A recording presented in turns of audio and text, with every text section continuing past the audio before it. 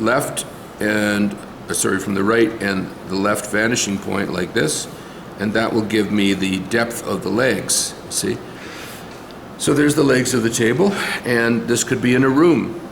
So over here, I'm going to draw the inside corner, the back inside corner of a room, maybe to about here, and it will end just below the tabletop as a dotted line back in here.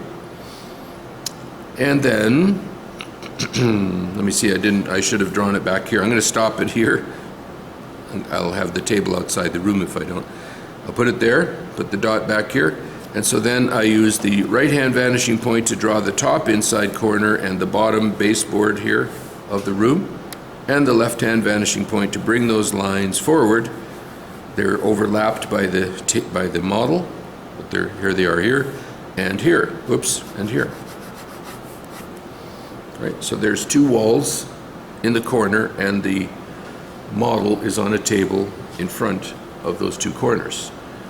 Now notice something, this room can become a cube by using, I can end these walls about out here. This drawing's getting a little too small for this, but I can end those walls here. They're the back inside corner, and then I can use the vanishing points to bring forward the sides of these walls.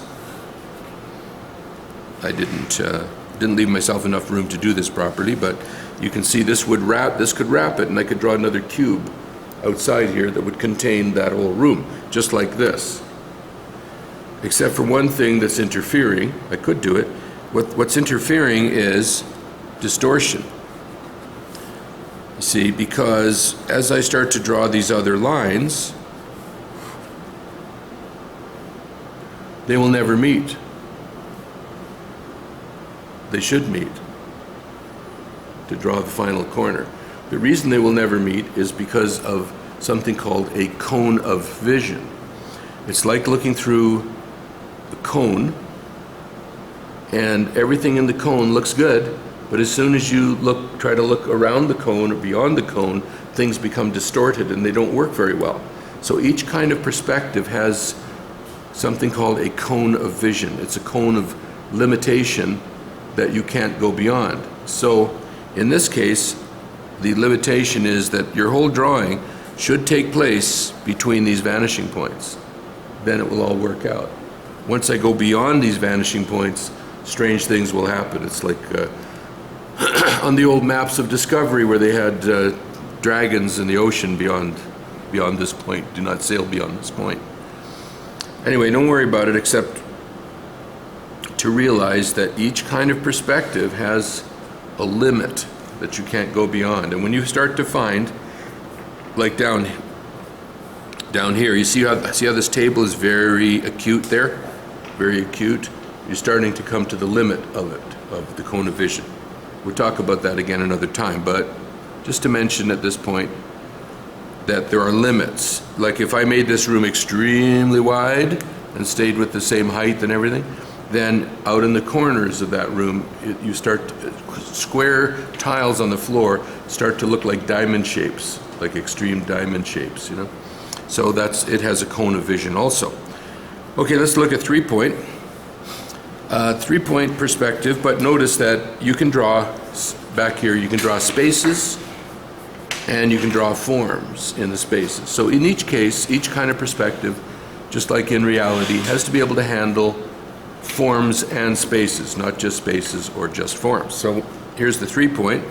I'll draw it down here. The three-point needs a grid, and so we can either look up radically or down. So I'll draw it here. This will be looking up radically, and this one will be looking down. So in the middle of the line that I drew, so these will be two of the points here. In the middle, I'm going to erect a vertical, and I'm going to put another point up here, and I'm going to draw a line to it. So it becomes a big triangle pointing up. In this case, 2 points, bring the middle down. I'll make a big triangle looking down. So the way to think about it is you're looking If you're looking up radically, you draw an up arrow. If you're looking down, you draw a down arrow. Okay, so our grid will look like this. I take the left-hand vanishing point and I draw a series of lines converging this way. And I take the right-hand vanishing point, do the same thing. And then the verticals, it only would ever have a true vertical right in the middle. So most of the lines have to drop like a pendulum coming from the top vanishing point. In the case of the downward looking 3-point, once again you take a series of converging lines from the right-hand vanishing point, from the left-hand vanishing point, and then you have the third set, which is like an old-fashioned metronome, or they just kind of converge at the bottom. So basically it's the mirror image of the top grid. So to look at things looking up radically, we can take any of these corners like this one. I won't make this very high. There's my leading corner. Here is my infinite walls. The bottom line will be one of the walls. I'll take the top corner again, go to the right-hand vanishing point, and then I need to chop this off. So I take the top vanishing point, and I'm not going to come along very far, just past the middle, and there's my vertical, and then on my left-hand side I can put my vertical about here. So it looks kind of like it's collapsing. So 3-point has that sort of a look. Now I'm going to add another building to it by drawing the leading corner back here. Take it very high. Notice that in every case I have a sequence. I establish the leading corner, then I have infinite walls, then I have the extents. If I'm looking down, I will draw the tops on boxes. If I'm looking up, I'll draw the bottoms on the boxes, see? So my next one, I'm going to offset the corner inward a little bit, and here is my vertical going up to the top vanishing point. Then I'll draw my walls coming towards the left-hand vanishing point and down towards the right vanishing point. And I darkened this line previously, so I could even use that as a little corner of a building. I just do this and that with the top, and then I can come out the back towards the right-hand vanishing point, come down using the top, so I can put a little assemblage of buildings together there, right? Now, if I drew floor levels on these buildings, they will have to be large near the bottom, and they will have to get smaller, smaller and smaller and smaller as they go up, because unlike with the 2-point and the 1-point, see, these floor levels are the same distance from the viewer. They come straight out, but these ones, the bottom ones are close to you, the bottom floor levels, but the top ones are very far away. So then I draw my spandrels, as they're called, the floor levels of the buildings. I draw them to the left and right vanishing points. I just wrap them around the building, kind of like that. As you draw more lines that converge, you increase the effect of convergence, this third thing here. So drawing more lines that converge increases the feeling of depth of space. Also overlapping, the more overlapping you can put in a picture, the more feeling of depth you get. Okay, let's look downward here. So I'm going to just draw 2 streets here, because usually when you're looking down, not always, but often when you're looking down, it involves a ground plane. So now I'm going to draw, I don't know, I'm going to draw a curvy thing here on the ground. Then I'm going to draw a rectangle that comes from the right-hand vanishing point, goes to the left. So there's a rectangle and there's a sort of a piano curve there. So now I'm going to take this stuff and lift it up off the ground. So I use the bottom vanishing point to draw these corners up. And then I'm looking for a corner here. I don't really see one except at the end. Use the bottom vanishing point to lift up the end of the building there, see? So any other structures that go in there will all go to the bottom vanishing point, like this. And you can put in floor levels, but they will be smaller near the ground and they will get bigger as they go up. So here we have to deal with ellipses, which are always a treat. And I'll show you how to think about ellipses later, but these ellipses become flat by the time they reach the horizon. See, they're actually flattening out. It's as if you had a hoop like this, this tape roll. If your eye level is here, as the tape roll drops away, it becomes an ellipse looking down. As the tape roll lifts up, it becomes an ellipse looking up. So it's a thing like this. Now in that case, it's a compound curve, which I'm deeply regretting having brought it up at this point in the game. But essentially, this has to become flat as it reaches the horizon. So you just have to make it flatter and flatter and flatter, deeper and deeper and deeper as it comes down here. Now, if this was a water feature down here, I'm just going to put a big funny shaped pool here, like that. So that's a water feature. You still use these same vanishing points to come downward, see, into the water. I'm just going to shade this side of this box here. See the same vanishing point down here, and even these side ones, if you could make them out for this building. It continues to use the same perspective system dropping through that mirror plane.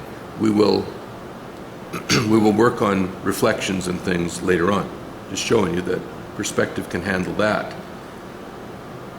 Okay, fisheye looks like this.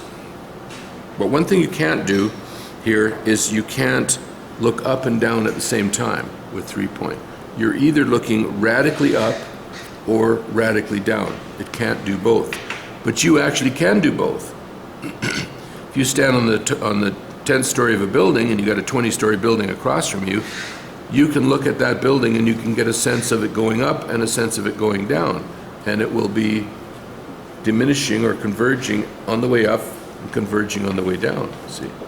So your eyes can do more than this system. This is just a limited system. And by the way, the cone of vision works like this. You get half a cone. Everything in that half a cone will be without distortion, relatively. But you can get away with continuing up. You can get away with that. It'll get sharper and sharper as it goes up, but you can get away with that. But what you can't do is start drawing buildings out here, because they won't close up. Take my word for it. So let's say you wanted to draw like 10 buildings in here. You just draw your triangle bigger so that you can get all 10 buildings inside the triangle. That's all. So it's doable. Yep. I just wondered if you had a colored pencil that could make the objects in color. I don't have that. Okay. Yeah. I can go heavier. Okay, it's just hard to see with all the little lines back. Yeah, maybe I can draw them bigger. This is sort of a review, but I'm trying to put them all on this page so that you can see them all. I can zoom in.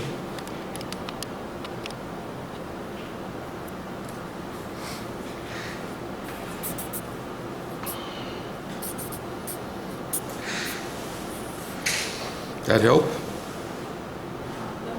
little bit? Okay. Okay, we'll be working with these things down the road, so I'm just trying to give you, this is kind of a review of what I talked about last week, but now this is fisheye and cylinder. I'll just draw the grids on here. I'll take a separate sheet of paper to enlarge on the subject. So, fisheye, see, you have a limitation here. You can't look up and down at the same time. But, like I said, if you stood across the way on a building, you could actually kind of join these things up, and it would look like that, which is weird. It would make a kind of a weird cigar shape. But fisheye will take care of that. So up here, fisheye, you draw a circle. You find the center. You draw horizontal and vertical center line, like this. So the grid will look like the following. It will look like watermelon lines coming across here, reaching flatness at the horizon, then going downward like so,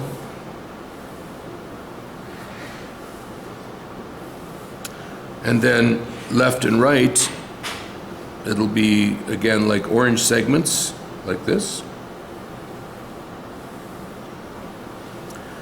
That's two kinds of lines. The verticals and the horizontals are handled that way. The third kind is straight lines coming from the center, like this.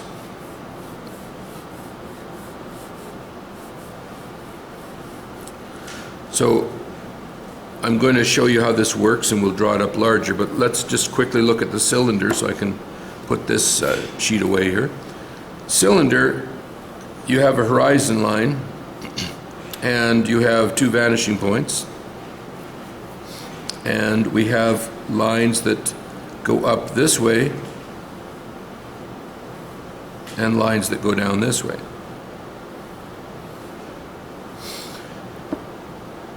We do have lines that come from the center, and they will be straight.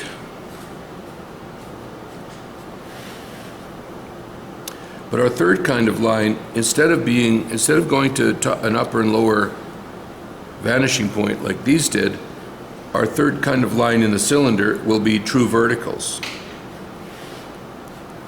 like that. So now we'll just draw this up bigger, and we'll see how they work.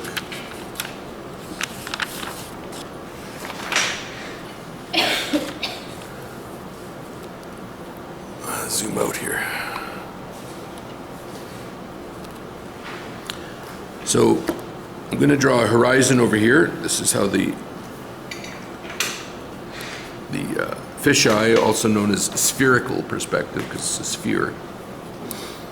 So that's over here, and I'm going to draw a big circle. Should have done the circle first. There. And here's the middle. Draw a vertical axis, a horizontal axis, and each of these crossing places becomes a vanishing point. So then, once again, we have lines that curve going up, lines that curve coming down. We have verticals that curve going to the left and to the right.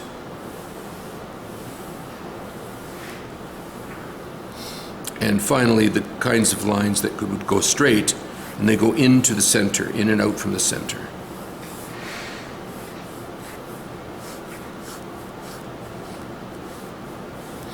Like that. So let's draw some stuff using this grid. So first thing I'm going to draw is a street. We're going to come from the middle, we're going to come to the left, and to the right. I'm going to stop that on a line that is more or less horizontal here, one of these lines. And then I'm going to go curving off to the right and curving off to the left, like that. So that will be buildings, the footprint of two city blocks. Then I'm going to draw a sidewalk, which will come out here. It'll curve radius around the corner, and then off in a curving line to the left-hand vanishing point, and the same thing off to the right, like that. Oh, sorry, to the vanishing point. There. Then I'm going to draw the corners of the buildings, so they come from this corner upward on a curve, and I'll stop them someplace, doesn't matter where. And on the other corner, we can have them curve upwards, and I'll take it maybe a little higher, just so that two sides look different. But all the verticals will be curving. All the horizontals will be curving.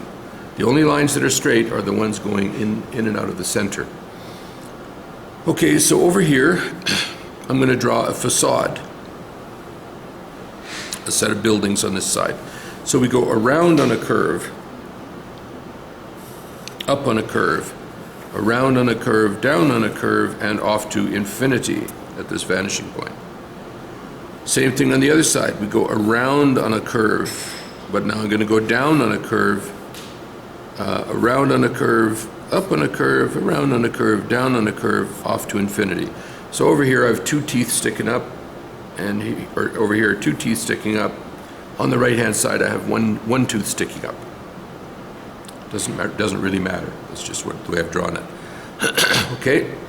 Then we take these facades into the center here, and we draw a straight line coming in. We draw a curve going up, a straight line coming in, a curve going down, then off to infinity. Over here, straight line coming in. I can come down on a curve, straight line coming in. I could go up on a curve, and then just go straight line, like that. Now these things are not reading as full blocks because we're missing a side on some of them. So here, I'm going to draw a straight line towards the middle, and I'm going to come down. Now, there's a thing which is nearly happening here. Like I could come down congruent with this corner, which would be a bad thing because that creates ambiguity. So you either pull past that corner and down, or you stop this before you get to the corner, coming down here, see? So that is a near and far congruence, which you see them coming, you try to avoid them, because they remove overlapping. So it's kind of like a kid on a beach, he's holding his hands up, and there's a sun behind him, and somebody takes your picture, and it looks like you're holding up the sun, right? It's that kind of thing. It's just like a funny ambiguity. You're not really looking to make that happen in a drawing. You're looking for communication and clarity usually. So that's why I moved this corner inboard a bit. It's the lie that tells the truth. Okay. On the next face here, this corner will come on a curve towards the right-hand vanishing point. This one will come on a curve towards the left. The final one will come on a straight line towards the middle, like that. So I've tried to follow the rules in each case. Up and down or sideways, they're curves. In and out from the center, they're straight lines. Okay, next thing I want to do is segment these buildings down each face. So here where I have a vertical, I'm going to continue the curve down here and add a couple at the end. Here I'm going to take the curve down and add a couple at the end, curving. Here, take the curve down and then add a couple. Same thing here, and here, and here, and there. So now you can see they're kind of like filing cabinets or stacks of boxes. Now if I want to do a crosswalk, what you do is this. This side of the sidewalk continues right along until it turns into that side. And the face of the buildings does the same thing. Coming out towards you, you can bring the width of the sidewalk out this way, and the same thing here. Now, crosswalks aren't exactly like that. They kind of stand back from the corner. I'm just drawing it this way for ease, that's all. Okay, on our buildings now, we can divide them into floors and draw the Spandrel Levels. So I'm going to create a vertical scale. I'm going to say that that building is going to be 5 stories high. So that means one spans the middle, and then I get 2 above and 2 below. That's 5. Over here, I'm going to make these about the same size, so that means I get a 4-story building over here. So you mark them off into floors. Over here, I'm going to go curving off to my right-hand vanishing point. Then I get a straight line because it's at the horizon. Then I curve downward here, and I might even add an extra one up at the top. As they hit the corner, these lines go straight to the center vanishing point, something like that. And this one here. And then I can wrap the spandrels around this corner, going to the right-hand vanishing point with curving lines like that. Then I'm going to come to the next block and go around and a straight line, curving up, going straight to the center vanishing point, like that. So the more convergence that I add with the grids on the outside of these boxes, the more depth you perceive, because you're also getting diminution. These rectangular floors are becoming smaller as they go back. So overlapping, diminution, and convergence. The reason I'm mentioning these things is not that you have never seen these words before. It's because in perspective, these have implications in your belief in depth. And so they're kind of like a way of playing music, let's say, you know? So there are certain things in playing music like that create intervals and rhythms and so forth, and so these things are more important than just words. The more of them you include, the more depth you're going to feel that you have. Okay, so that's essentially it for fisheye, but if I wanted to put little vertical elements like trees along the sidewalk,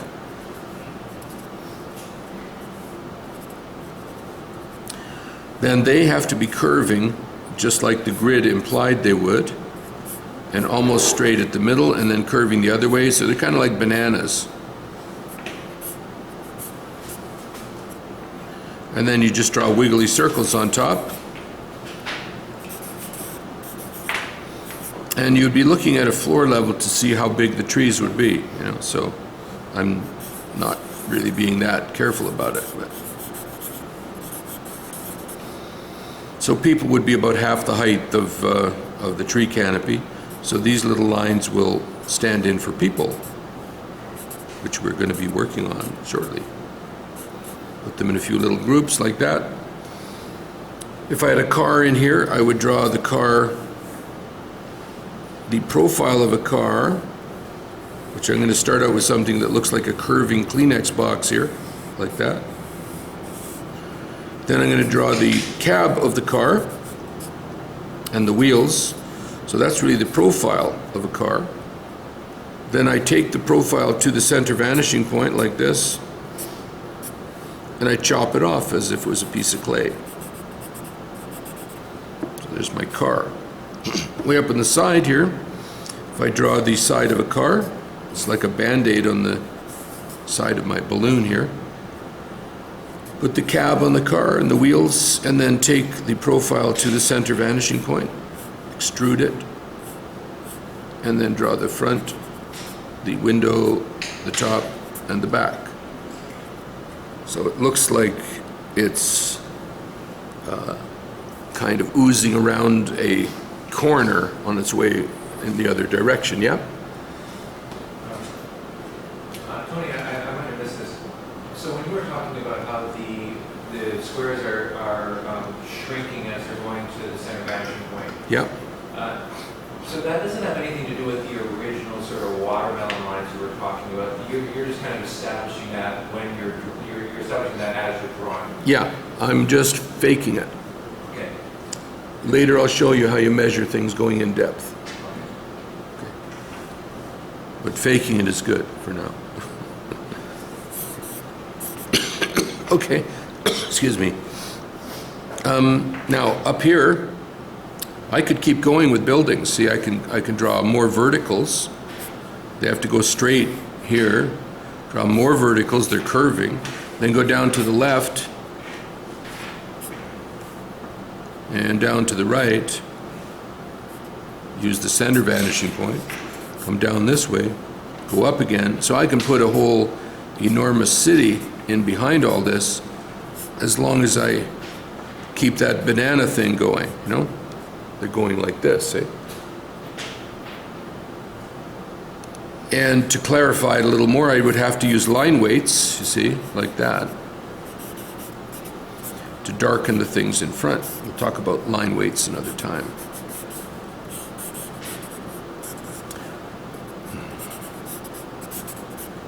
But my point about this is that what, in fact, this is actually the way we see. This 1, 2, and 3 point are fictions that allow us to use straight lines to replicate what we see in reality. This is actually the way we see.